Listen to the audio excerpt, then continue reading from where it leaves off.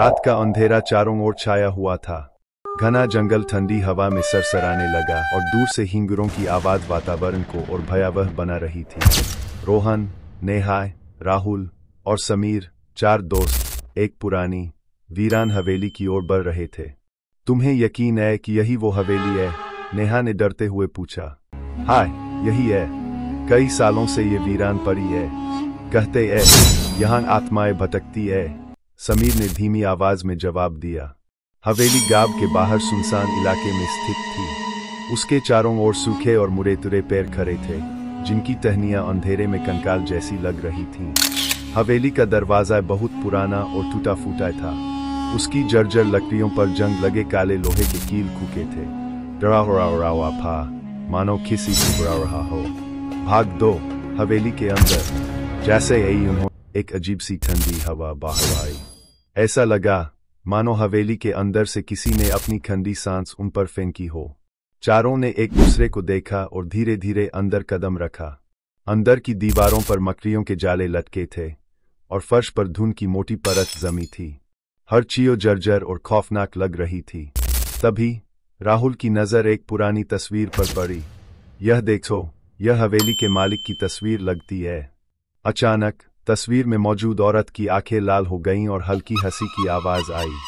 नेहा ने घबराकर पीछे हटने की कोशिश की, लेकिन तभी हॉल के बीचों बीच उसकी नजर काले रंग के एक बड़े वृत्त पर पड़ी, जिसके चारों ओर बुझी हुई मोमबत्तियां रखी थीं।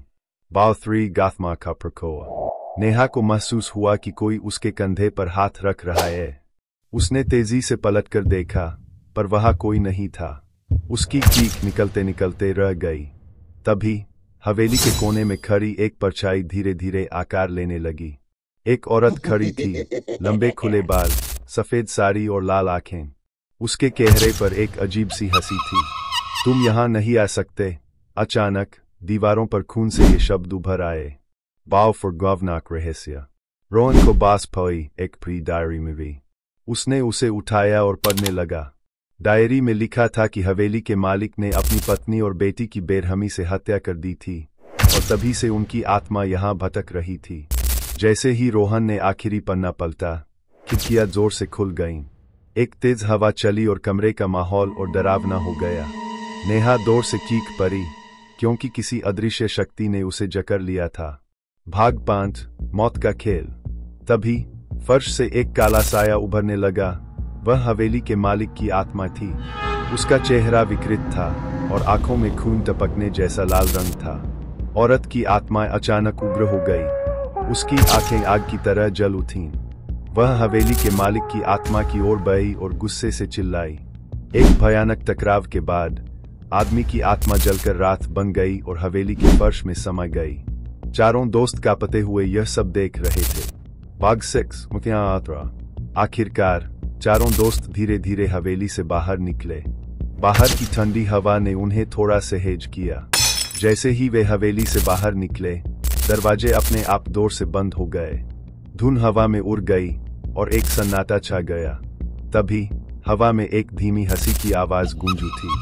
चारों ने डरकर एक दूसरे को देखा और बिना मुड़े वहां से भाग निकले।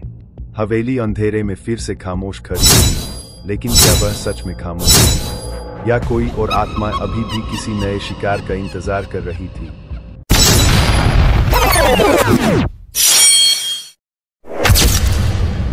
अतीत का कुछ इतिहास चैनल सब्सक्राइब करें। 3, 2